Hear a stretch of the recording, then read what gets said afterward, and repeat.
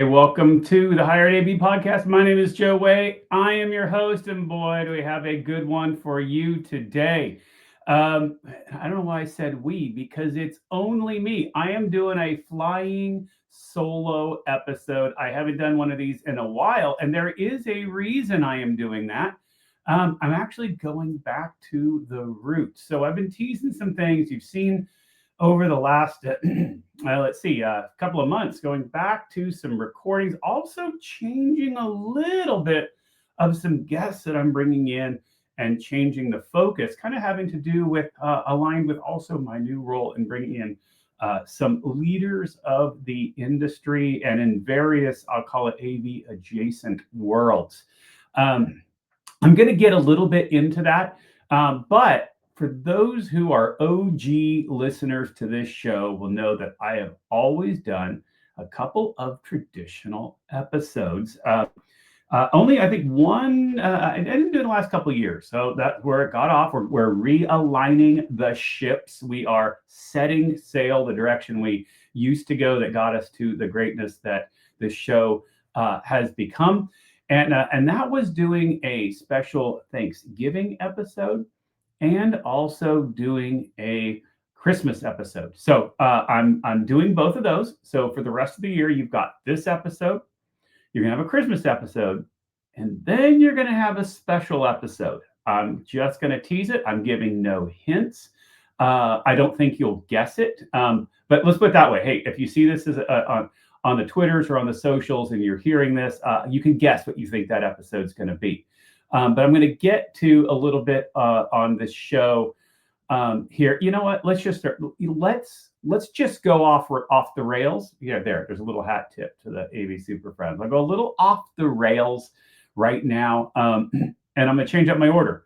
So I got a couple of notes. So remember, everyone knows I don't do notes. I don't script. Well, I don't really script, but I do have some notes because I did want to make sure that I got a number of things that I am thankful for. And this isn't necessarily just me giving a list of all the things that went great, but hopefully to give a little bit of perspective, because I know that my career wouldn't be what it is without you all as listeners and watchers. Where this show has gone, what it's done for me in the higher ed vertical, obviously starting it way back in 2018. Wow. Yeah, 2018. On September 12th, 2018, this show started, and it was just, again, an opportunity for me to kind of just get myself known to people, get myself knowing people, get acquainted into the vertical, and then just to see how it has taken off is just amazing. So I'm recording this. So the fun thing about my Thanksgiving episode doesn't actually come out on Thanksgiving. I think it comes out Thanksgiving weekend. So I'm actually recording it live, put it out in just a little while. It's Saturday. We've got rivalry weekend. So this is where I'm gonna split some honors with my on my football team today. So hopefully the team with the most points wins, and it's a great game. So there we go. But a little bit, I teased, I went off the rails. We're talking about the show, where this has gone, where it's going. Okay. So a little bit I teased. You notice I had a couple of episodes with some CIOs and some executive leaders and some branding, and taking a little way. And I'm going to do that because that's a lot of what I work with. Now, I actually have recorded 2 episodes that will never see the light of day. And let me tell you why. I went and got some top level execs that I can't share. Maybe one day this will happen. But anyway, I'll tell you what. And so what happens, the higher you go up the ladder, guess what you're dealing with? You're dealing with legal. You're dealing with vetting. You're dealing with those things to make sure that the guest doesn't embarrass themselves or say something wrong about the company they work for or whatever. So episodes have been sent to legal, and here's what I've done. Here's the reason there's been actually a few week break. Because, as you know, my old bumper, did you notice the new bumper? If you're watching online, there was a new bumper. And if you were listening, you noticed that it wasn't a new song. It was an edited song. It was a self-contained song. And because I always numbered them of who was next, I didn't expect it to take so long in legal on the one. So I have one that's numbered, and now this one is taking over that number. I was hoping that it would get through legal. I was hoping that then that would, maybe I had a week's break. So I had a couple that kind of went in line, and then that's kind of what happened. Then of course we went to EDUCAUSE and and the road show and all that stuff. So life kind of got in there, and it sidetracked it a little bit. So hopefully those, maybe they'll come back in the future, and I'll introduce those shows as ones that were recorded way back when. So we are going to mix in some executive leadership. I do like that direction of the show that it was going, some AV adjacent verticals. I do love that. But I'm also going to stick with a little bit with the traditional, with the heart and soul of how this show got going. And that is interviewing our tech managers, that our support people, all of those along our vertical who got all of this, who keep everything going and do that day-to-day grind. So that is going to stay. And here's the reason. So hopefully I can kind of mix in. I'm going to change the way I do the bumpers and the numbers, so that if I do bring in some executive leaders, and it does have to go through legal, and it does have to go through all that stuff, and that I can then slot things in as needed. So that's why I'm changing that up. So you'll notice different bumper videos there. So that's why there's been a little bit of a delay. It wasn't necessarily on purpose. 2 incredible episodes that maybe will never, ever see the light of day. So that being said, we have some great things that were lined up, but the end of the year, we're going slow for the end of the year. Like I said, you've got this episode, we have my Christmas episode, and the one special episode. And then we'll be back the first week of January with our traditional. I've got the same kind of first week or 2 of January. If you are a fan of the show and you've been an OG, you know who that is. So anyway, that will go there. So there we go. That was actually number 10 on that? It was kind of 10ish on my list. So there we go. This one, also these episodes when I'm just flying solo, I have no idea how long this episode is going to go. No idea at all. I do see that I'm peaking here. But anyway, there will be an interesting, you're going to see some interesting changes here. So anyway, hopefully the mic is good. Hopefully I'm not peaking out. Sounds good in my ears. All right. So there we go. A few things. First off, that I definitely want to get out there, that I am thankful for. And these are not in any particular order other than the order that I had stream of consciousness and kind of where I was thinking at the time I put my little notes down.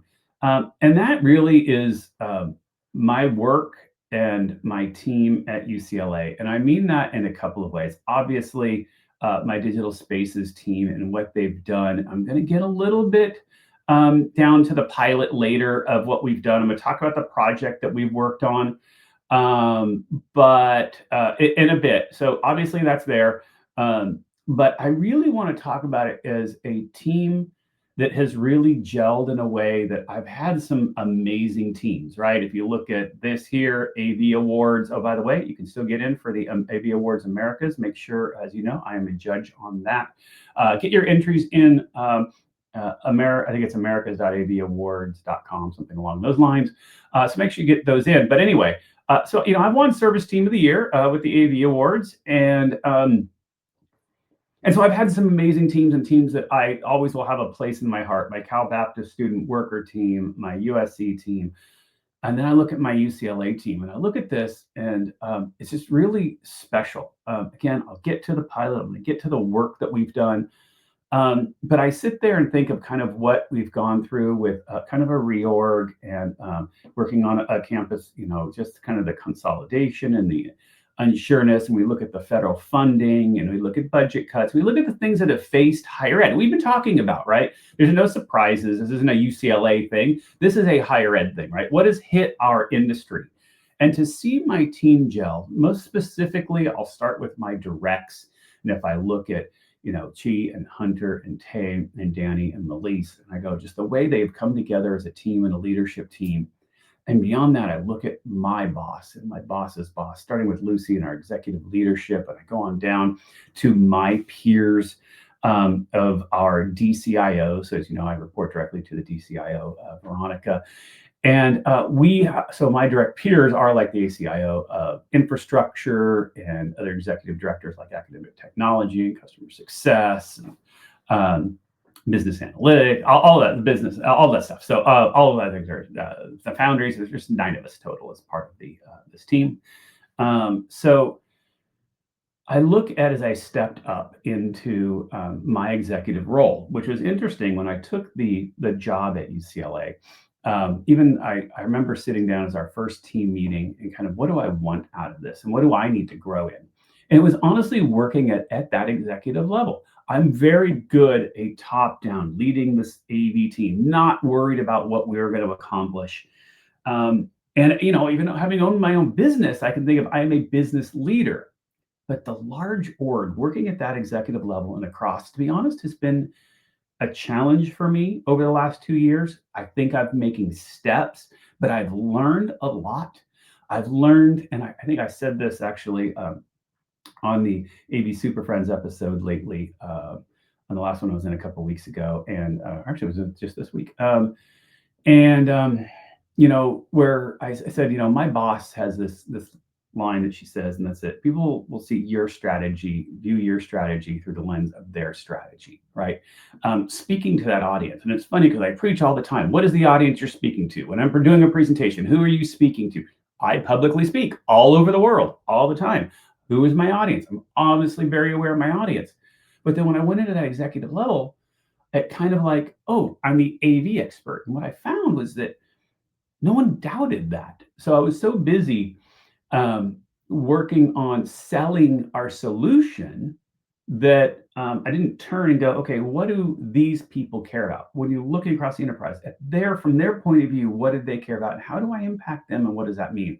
And I wouldn't have had that growth and that success if it weren't for our teams, from all the way to our support teams, the group of 40 of us who make up Digital Spaces, and my executive leadership. And across the university, I have incredible partners in cross-departmental org, and I've never seen an organization run as smoothly as UCLA as an organization does, and to feel people being lifted up.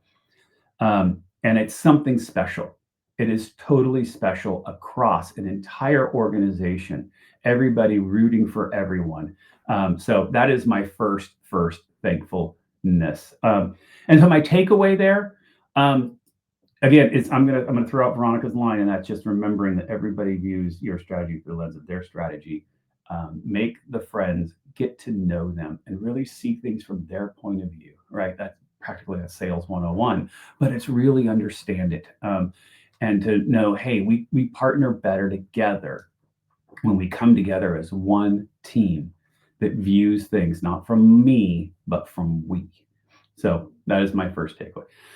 Number 2, thankfulness, Thanksgiving thankfulness. And that's the maturation of HETMA itself as an alliance. As you are aware, in July 1, we did our road, kicked off our road to 10K. We are on track. And what was neat, and I said this before, is, just BC and I never ever thought this org would turn into what it was, right? You never could see it between, the scholarships and the Infocom showing and being global now, and seeing some certain patches really kick up and seeing the initiatives and the road shows and everything that happens. And to see the people and see lives changed, right? Those are all things I've talked about and are honestly amazing, and I'm thankful for. But I want to talk about one specific aspect, and that's the maturation of the alliance. I've said many times that this can't be the Joe show, and people go, "Oh, wait, of course, Joe is kind of loves the center of attention," and I do. It's my fragile ego needs the center of attention, but But the org can't be the Joe show. It needs to be able to move on from me. And to see what Aaron and Troy and the board of directors is doing, and Ryan with Higher Ed AV, and taking these aspects and saying, hey, I'm taking ownership, and this is going to be something and is something without Joe. And that's what I love seeing. Obviously, I'm not going anywhere. I absolutely love the organization, and I'm here to advocate and support it in any and every way I possibly can. It is my baby, right? Of course. But I think we finally turned the page that it doesn't need Joe. And that is just awesome. That's exactly what I've been hoping for and wanting. That's exactly how we move forward. And to see people step in and see new leaders every year step in and take the reins. Because to be honest, it's hard to, it's hard to be involved year after year after year. Life gets in the way. People's careers change, your workload changes. So, you need a fresh legs to keep things going. And so that's what I love.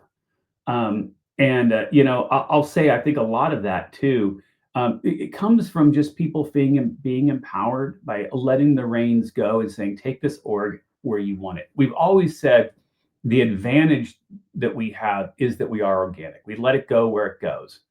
But now we've got new reins taking it. And that to me is just fantastic. So my hat's off to everybody. And just so you know, I'll say my takeaway and my point on this, there's still room for everyone.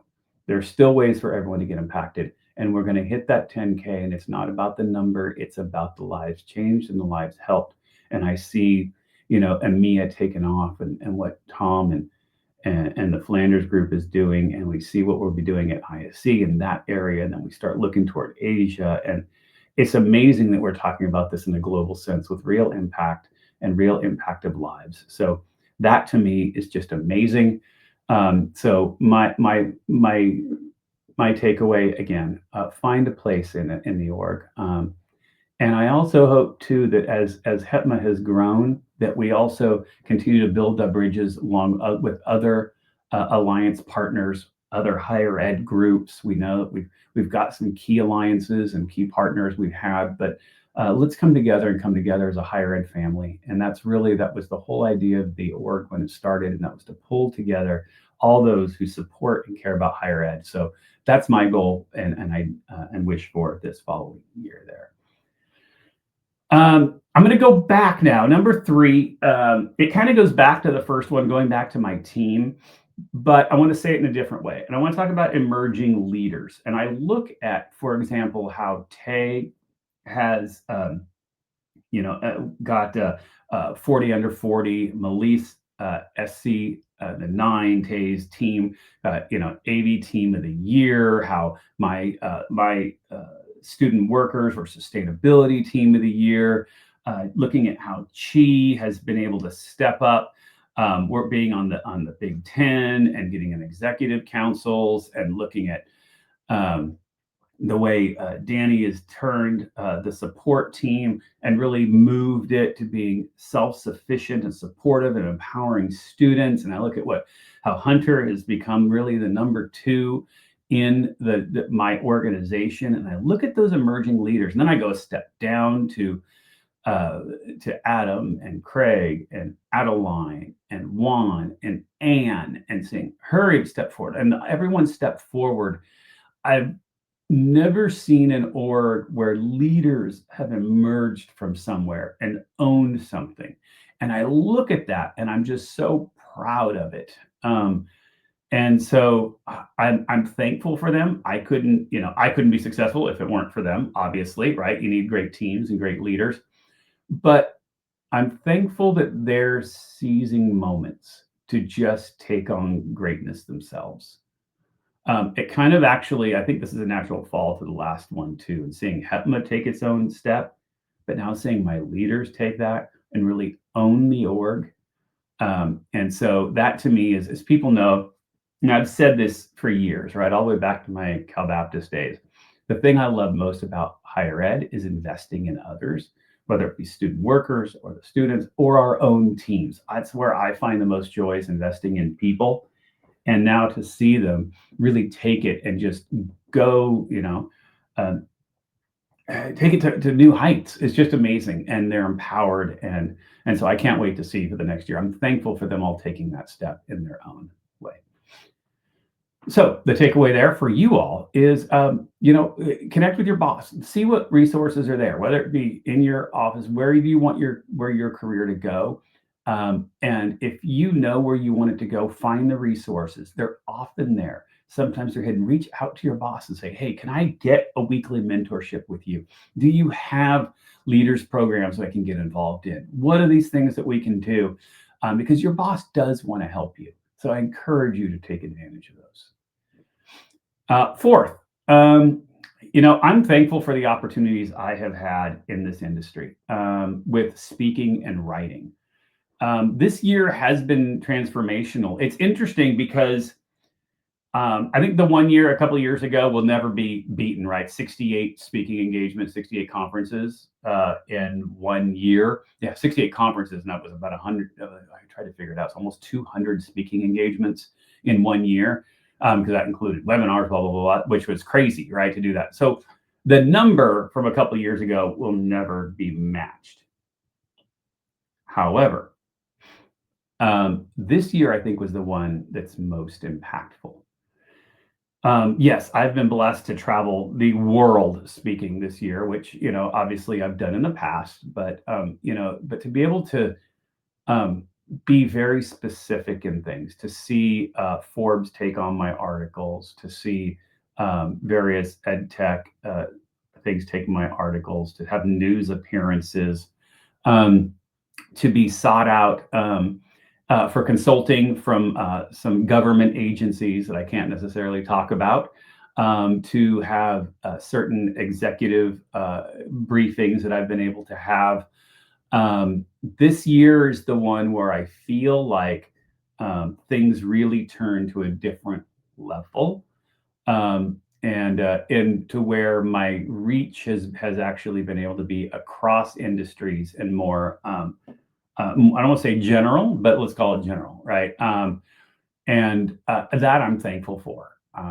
It's been amazing, and just seeing the articles and the podcasts, the panels, the invites, and a lot of the special executive leadership, the think tanking, and being a voice in the room for our industry, not just the higher ed AV vertical, but our industry and as a whole in those realms of of government agencies, et cetera, et cetera. So I think that to me has been a blessing, and I can't say that I feel that this kind of allows me to take that swan song into the next stage of my career, and I want to say that thought leader that I've wanted to be, but to have that influence and impact for us and really advocate for us, not to us, but outside of us and for us across it. So my takeaway there and advice to people, just keep going. I posted something on LinkedIn and Twitter the other day about, sometimes it takes 10 years of work for that 1 year to make a difference. Well, this marks 2026 will mark my 10th year in higher ed.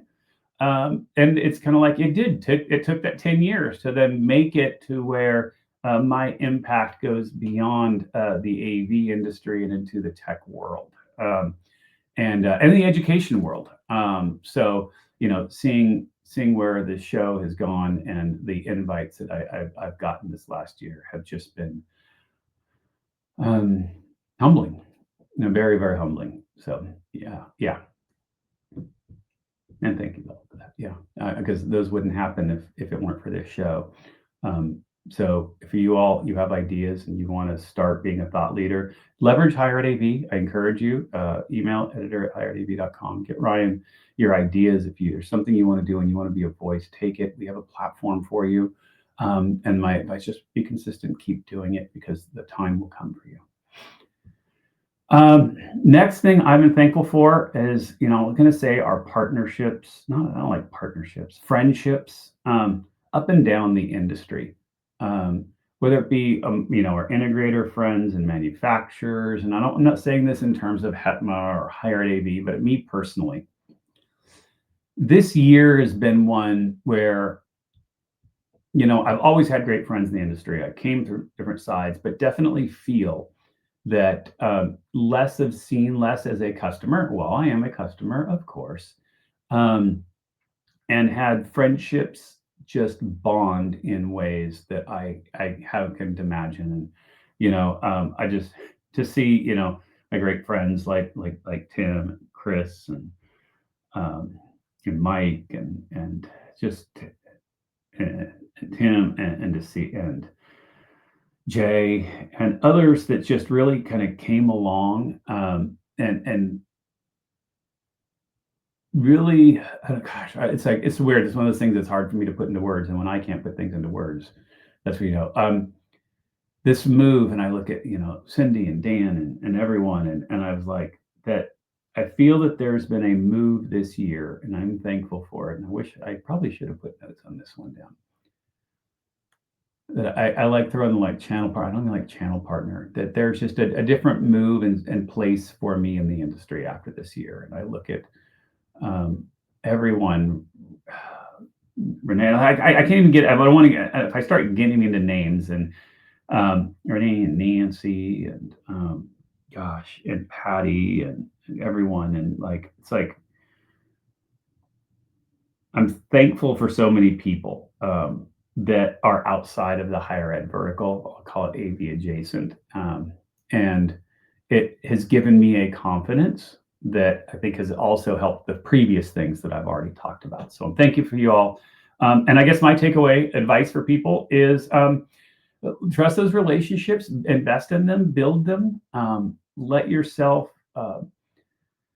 know that, yeah, we're going to start with our higher ed family. And I love all of my higher ed family and I would not be anywhere. But know that your influence is great and you can get it and make those connections. Don't be afraid to step out and invest in others, and that will come back to you tenfold. So yeah, gosh, that's a hard one. And by the way, there's a list of 1,000 names I could say, and I should have written them all down. And now I feel like an idiot for not. And same with all my higher ed peeps back with HETMA and Hard AV, and I think everyone who's been part of this and all my old friends. What a 10 years it's been. What a 10 years. Wow, crazy. I didn't think it was going to impact me like this. Yeah, okay. Yeah, what a 10 years this has been in this industry. Wow. Yeah, thankful. Gratitude. Okay, number 6. I'm thankful for the ability to serve. I'm getting back into even writing for Church Production Magazine. I've always had that, that going and really getting stronger in that because I've looked at, I feel like in the last year, I did lose track and got so much into getting orgs running and business and success and this, but got away from recognizing who we serve. And it hit me few months ago, probably this summer, kind of like, we do what we do for a reason, right? I mean, the AV industry, entertainment industry I came from, you can go out. There's so many different ways to do it, to make money, to do that. There's so many ways, and there's so many channel lines to work in. But higher ed is special. Same as House of Worship is special, right? Because we serve people who are impacted by our daily work. And that's what I absolutely love about it. And when I see that at the HETMA Golf Classic, and you see the impact of lives, and you see what we do and those who invest so that we can change lives, the real human touch behind things. And that's really kind of where I am. And that's really where I feel there is this gratitude that I get the honor to serve. And I think also my students, you'll know that I lead a sustainability cohort.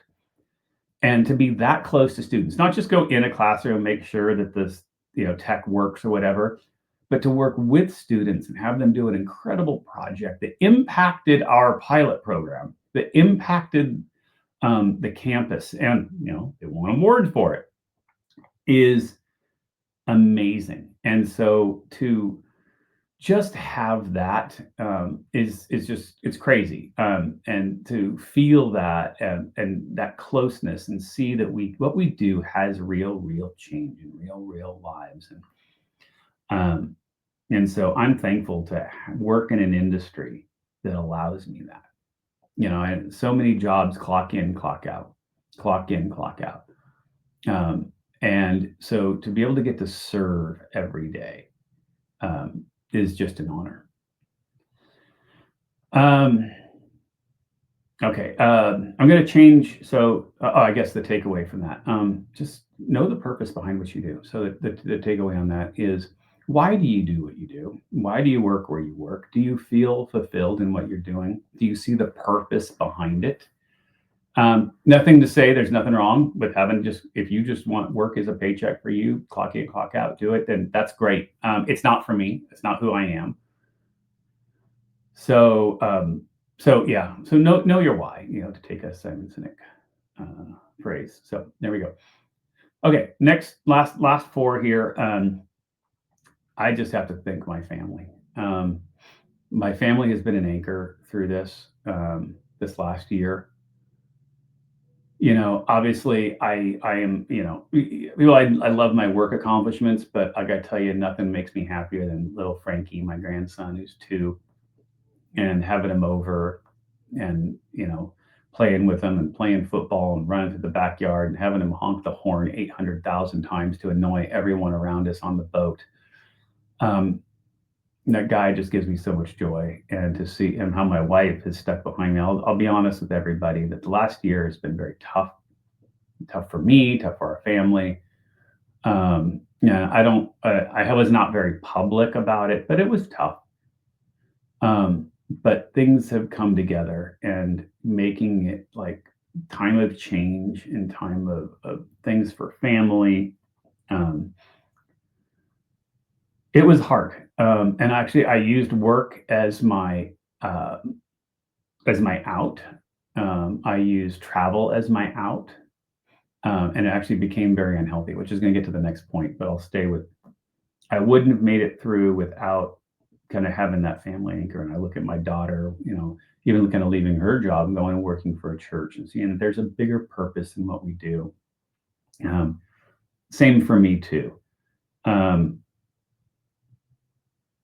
remember traveling and spending one extra day, and I used to, to be honest, like I just said, like travel was my out, and I love our higher ed people. It's like, oh, great, I'll do this. Then we can go, I'll spend an extra day and go here and go there. And I remember changing my flight because I just missed my grandson so bad. It was going to fall on the day that we normally go and see him. And it was like, okay, I feel the stars are realigning. And my wife has been an anchor through this. And, it's been tough, but we've made it, and in a really, really strong way. And obviously challenges bring you together, and how you respond to challenges brings you together. But it takes understanding that there's one goal and there's things more important than work. I know this is a work-based podcast, but there are things obviously more important. And I just know, if I see that and I see what my family and even through times of loss and struggle and losing a few like my father, my wife's father, we've lost family. Like, this has been a year of loss, it's been a year of change. It's been, yeah, a lot. But all of a sudden it turned and it changed, and it's been better than ever. And those times that bring you and strengthen you are just important. So, I mean, my takeaway and my advice there on that for people is, yeah, work is just a paycheck. And many of us, like me, find our value in our work and our accomplishments. There's nothing wrong with that. But long-term longevity and success comes from having that foundation that you come home to. I've sacrificed that way too much in my career. And sometimes I go to extremes where I go way too far and then I'll swing back the other way. Did it when I left my business before to be able to be a single dad and raise my daughter. Kind of did it again this year too, just making sure that things are aligned. But that's all I can say is keep that anchor, know where it is.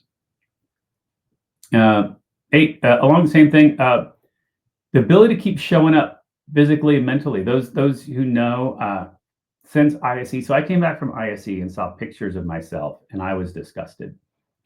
And I said, okay, I have to do something about this. So I lost, well, gosh, I'm almost 80 pounds since ISE, maybe 77.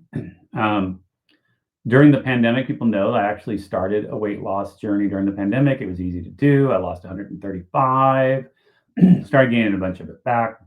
Well, I started traveling and doing conferences and drinking a lot, all this stuff, and it slowly came back a little bit.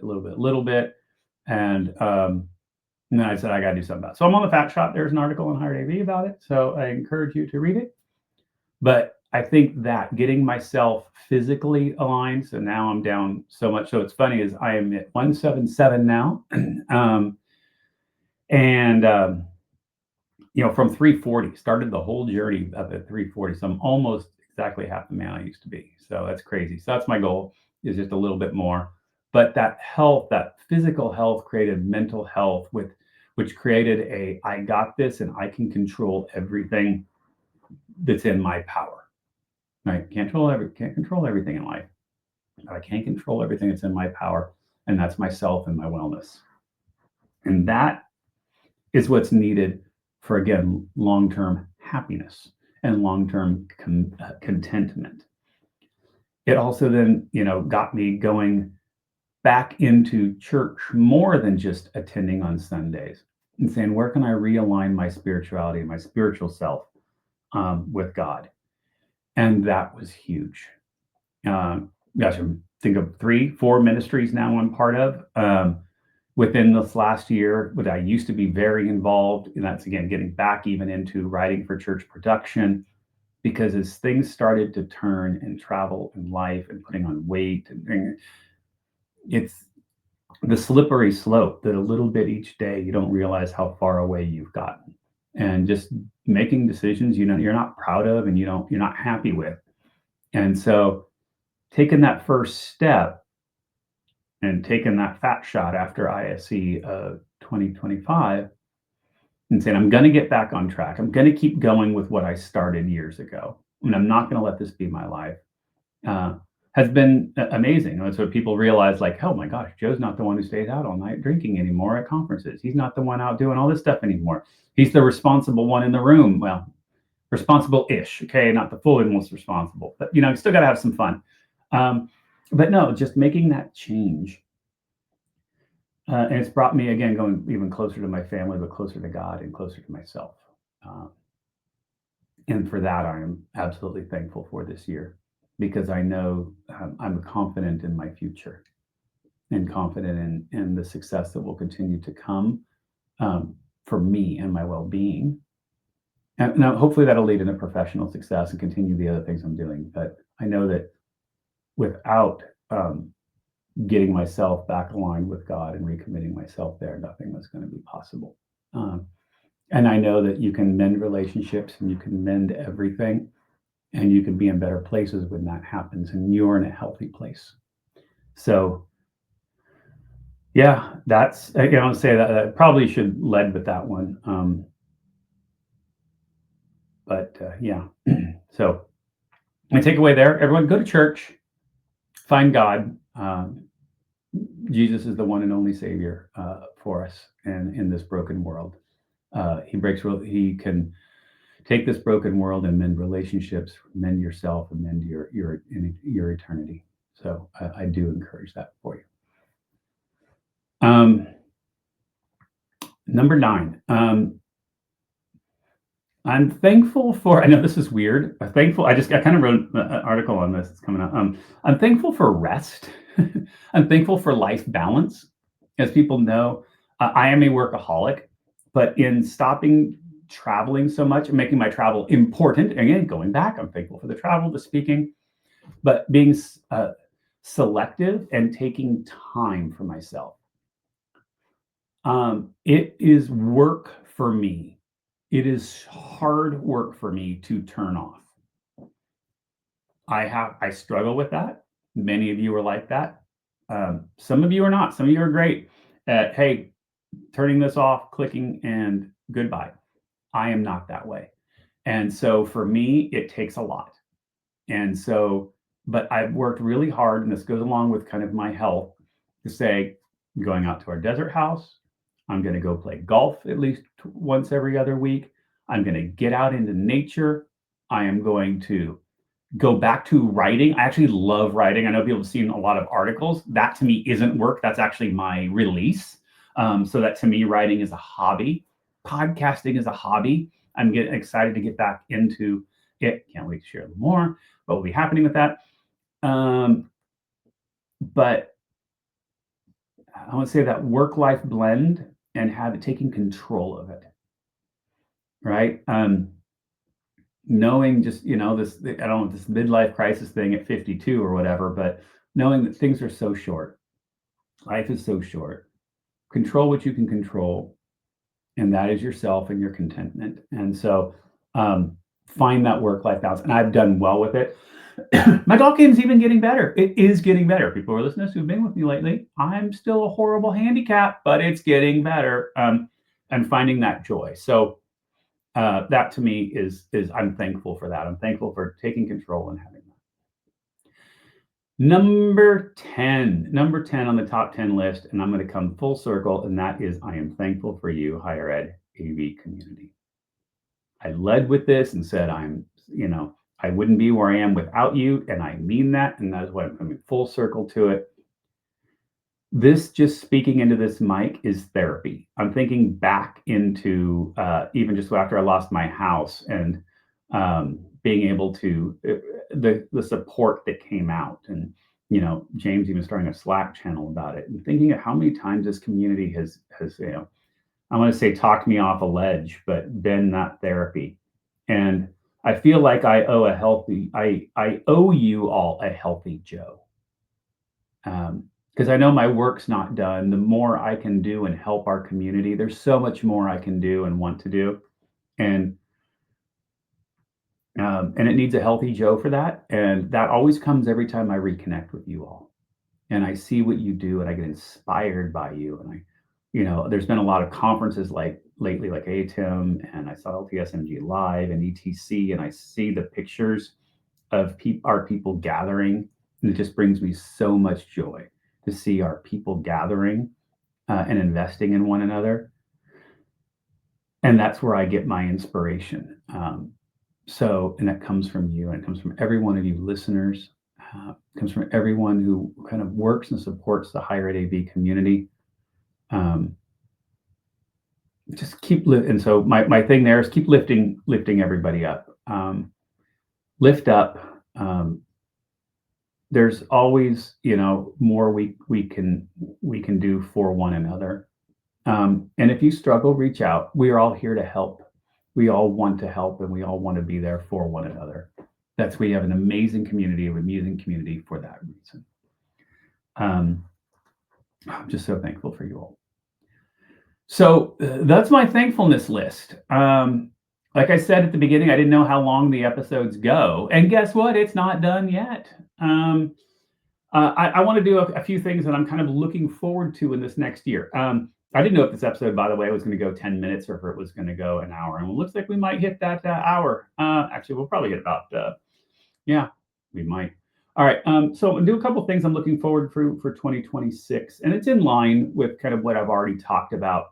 But I'm looking forward to seeing a second wave of leaders. I talked about my leaders both at UCLA, but also our higher ed leaders in HETMA and higher ed, and those of you stepping up. I want to see the torch passed again. Not that I want all y'all to step down. I want you all to move up and start embracing others. Because that's where legacies are built. And maybe this is something going through my mind lately of, what is my legacy?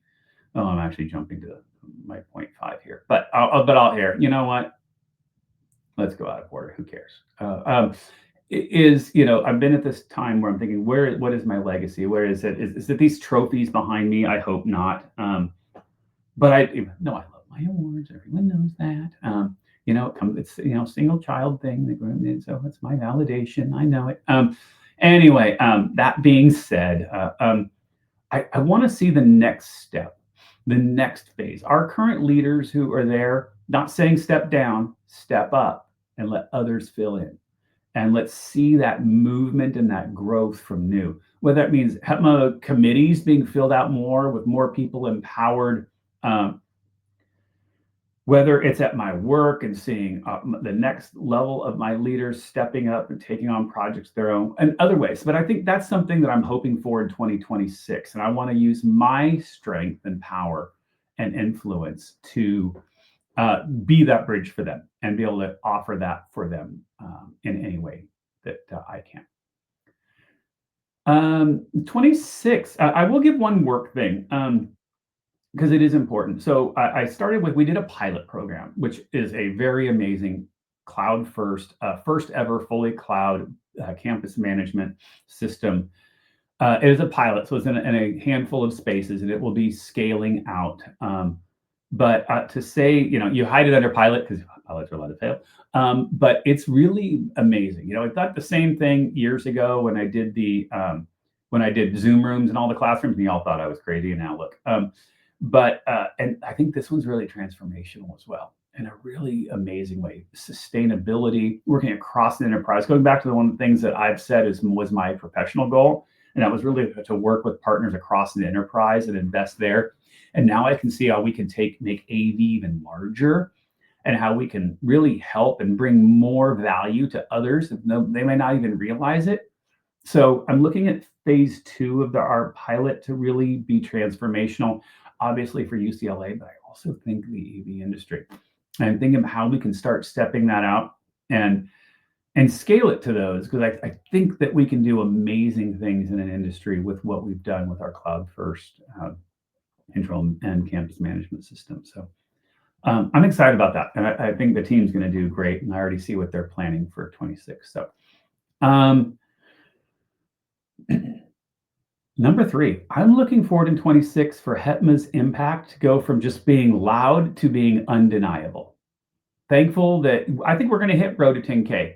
I think we're going to hit it. And I think that we're going to go from this organization. I already see it is, we've always said we are the official advocacy organization. And it is already seen as kind of that alignment across the globe and representation for higher ed.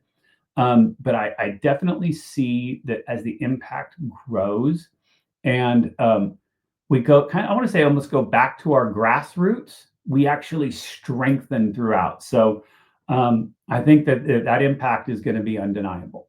I won't share things we already have planned for 26, but it's going to be amazing. And some of the things that are getting on the calendar. So I'm really excited about it. And the partnerships that we're taking and making I'm excited about, and I'm excited that I'm not the one having to do it all. That's even better. Again, going back to the next phase of leaders, stepping up. If you want to get involved, there's a lot of space for you. 26. I want to go back to my health. Obviously, I want to continue it, but I also want to be honest. I'm a little bit afraid because once you get to your goal, you go, oh, okay, now I can relax a little bit. Everybody too, they see me now. I mean, I went from a double XL and now I'm a medium, and mediums are loose on me, right? So I've had people, oh, you're losing too much weight. You need to stop. You need to stop. Well, as you relax, then you go back. I'm actually afraid of getting back to where I was. I didn't like the person I was last year. I didn't like the direction I was moving in. I didn't like things I was like. I just wasn't happy with myself. And getting healthy mentally and physically, got so many more things in line that I'm a little bit afraid of falling back. So I might come to you all to be my support network. And maybe we all do that together. We'll be everybody's support network, okay?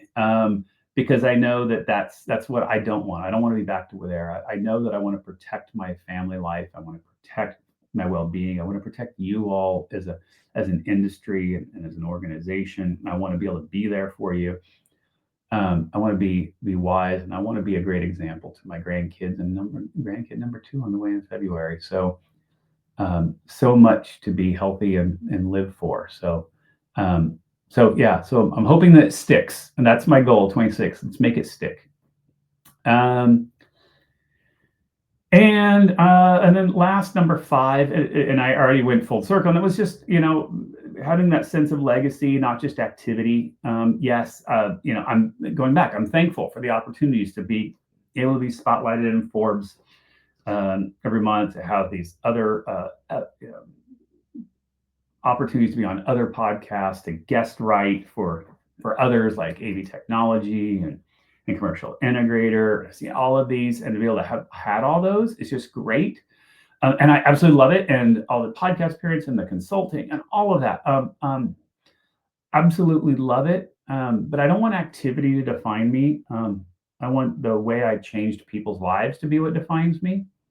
Um, I definitely want that for 26. I will be making some career changes again coming up in the big, and no, and I'm going to leave it at that. I'm going to leave it at that.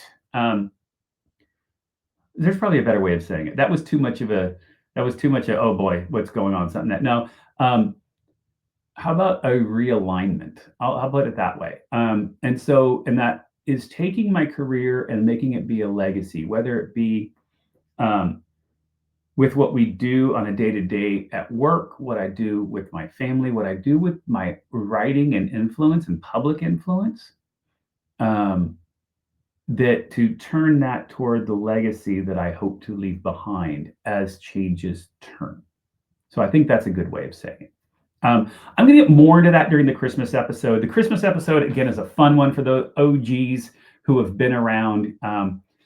Christmas is it's like the time of thanks, but it's a gift giving. And you all give me the greatest gift and the ability to do this and to have listeners like you. You are the greatest gift. But I'm going to take it. It's going to be a fun one this year, going back to the roots of my Christmas episodes. And we might do some unboxing. Should I do an unboxing? You know what? I said it here. I might do let's do a Christmas unboxing. And I'll throw that as one of the things. Why not? Why not? Okay. So that's it. That is the episode. I can't wrap it around myself. I guess I could. Could I bring up ChatGPT and have it wrap it around myself? Let's see. Let me see if I can do that. Here we go. We're going rogue. Let me bring up Safari. Give me 10 rapid round questions about myself for me to answer. All right, so this will be interesting. Let's see what happens. I misspelled rapid. All right, hold on. I think it got it. All right. Okay, here we go. Rapid round questions. Here you go. Here's 10 rapid fire, very you questions to answer. What's the one moment from this year where you felt this is exactly why I do what I do? Oh, good question, ChatGPT. I think the one moment everything comes back into mind is always circles around Infocom. When I look and I see our family come together, and I saw, think of the Friday when we were playing golf at the golf simulator, and then planning for the next year with a board. That's why we do it. That's one that's definitely, but also I'm going to say a work one, why I do it. My students' work with their sustainability project blew me away. Greatest work I've ever seen someone in this industry do. Absolutely love it. And of course, our pilot is great, and I love that. I love doing things that are transformational and innovative. But I think when I see our people come together and have impact, and I see new volunteers in the booth, that's it. Okay. Number 2, which project are you secretly most proud of, even if no one outside of your team really noticed? Oh, project you are secretly most proud of, even if no one outside of your team really noticed. I'm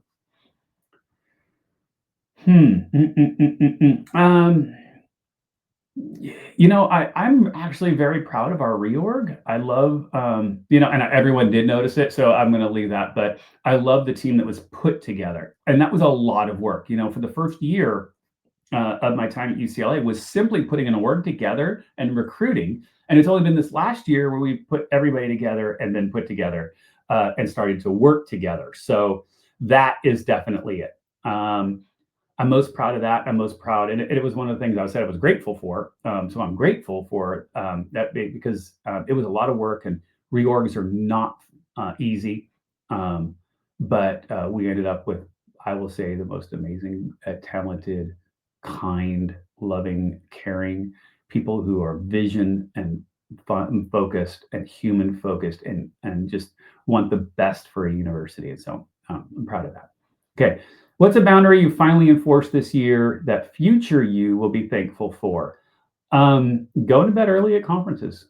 You know, being I used to use the line that because people would ask me, "How do you do it? How do you jump, party jump?" And not that I won't party jump because it is, it's part of the gig. It's part of what we do. Shake hands, kiss babies. But I think that that I needed to take control. I used to tell people like, "Hey, conferences aren't infocom. How do I do it all?"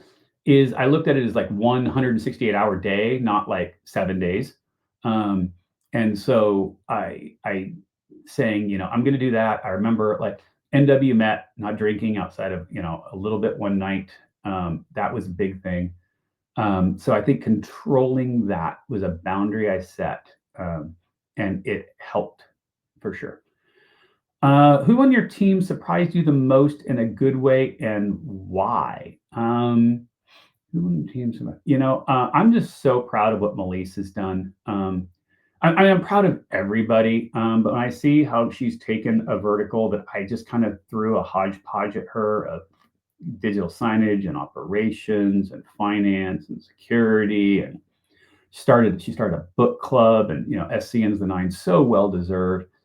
And I shouldn't say surprise because I just the talent that she has was obvious, but what she's done with it in the short amount of time and really wanted to grow her leadership and grow her staff, and invest in them, with it is it's good. Yeah, so that to me, I'll give that one. And by the way, I could say so about so much of my team, but that's the one I'm going to land on. If you could remove one recurring task from your life forever, what would it be? One recurring task from your life forever, what would it be? Well, I'm a very kind of disorganized person, and it comes from being a visionary, right? I throw things everywhere. The dishes, that's why I know, I'm sorry, everybody, but I use paper plates and plastic forks and stuff like that just so I don't have to do dishes. Um, so yeah, let's do that. Email too. I have an inbox zero person. So if people could stop emailing me, just text me or send me a Slack message. Okay, don't email me. That would be another one. Okay, six. I guess I could have asked at 5, but I asked at 6. So we're going to hit an hour on this episode. Hopefully, y'all are still listening. What's one way your definition of success has shifted over the past year? Good question, ChatGPT. Yeah, success has shifted over as to be impact. I've always kind of said it because I've always loved impacting lives, but that's it. And it means impact also means that I get to spend those Wednesday nights with my grandson. That things have been built enough that I don't have to stress about looking at Slack every 10 minutes. That's success to me. Obviously I love accomplishing, awards and whatever and greatness because it makes me feel good. I like I am a perfectionist and I like doing things well and I have a high bar for excellence. But that excellence isn't success. And I used to judge success. And again, it comes from growing up poor, and growing up with nothing, really. And so I always felt my value had to come in a trophy. Love my trophies. Okay, don't get me wrong. But that's where I used to put my value.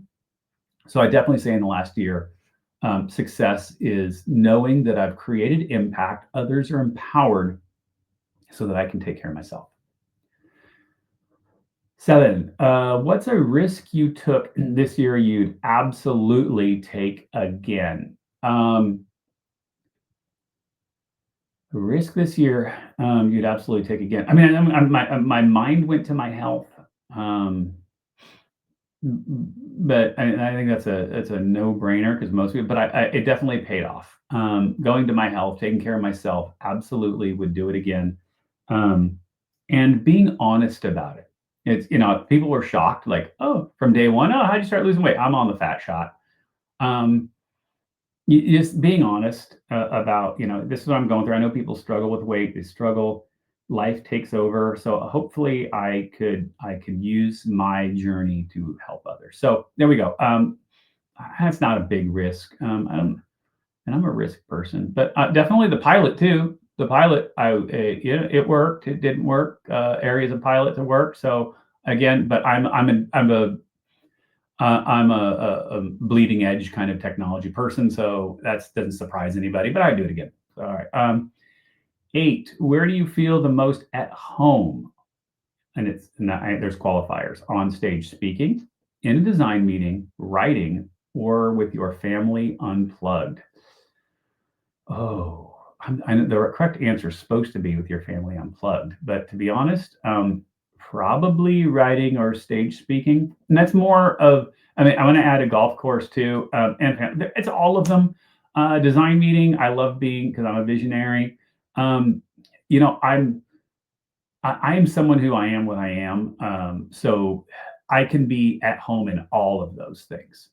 Um, and again, but I think it goes to like, if I'm not comfortable everywhere else, I love stage speaking because I love sharing the wisdom and I love being able to impact people and I love being able to, hopefully people can learn from my lessons and they can improve themselves. So it's giving back, and design is allowing my creativity to go. Writing is again giving back and creativity.